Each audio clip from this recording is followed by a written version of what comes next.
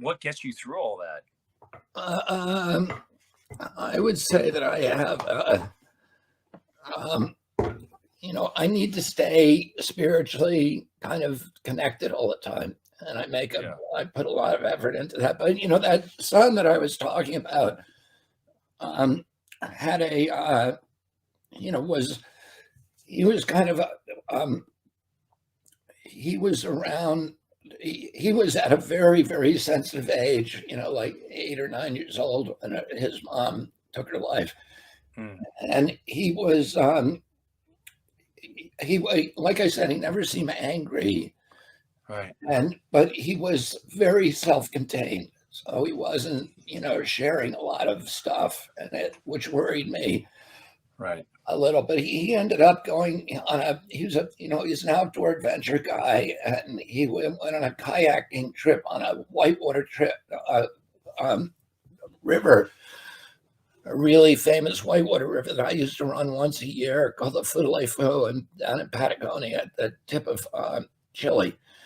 Yeah. And he went down there with a buddy, and they ended up falling in with this group of Puenche Indians. And they did about 20 Indians. They did an ayahuasca ceremony. Oh, wow. And when he was doing that ceremony, he told me later, he felt like he was being dropped through the earth. And he could see all the kind of geological strata and understand kind of the history of them, how they had folded up over time. And then he was propelled out into space. And he would go to he would be floating in the universe, and he would see a planet, he'd focus on a certain planet, and then he would be transported there, and he would have an adventure in each one, and at the end of the adventure there was a moral lesson.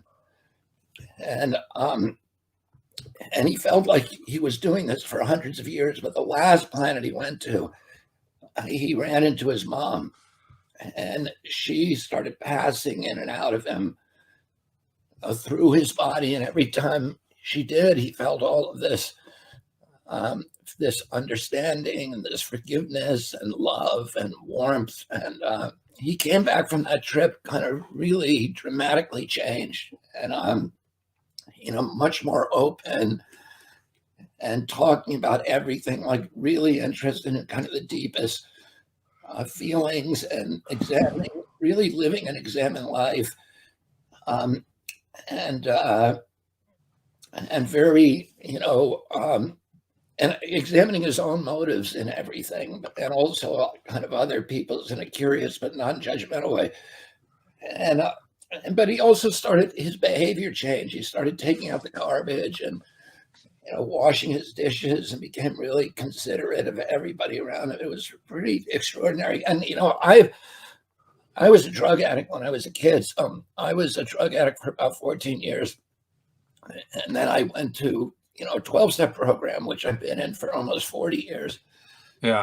And so I'm not a guy who feels like, drugs are ever the answer. It's changing your behavior and, changing your life. But that really kind of opened my eyes about, made me very, very curious about some of these hallucinogens, that people are using therapeutically now. And then since then, I've talked to so many people, like football players, Navy SEALs, a lot of veterans. People are friends of mine who've done the same thing and had these really extraordinary transformations that, make you think.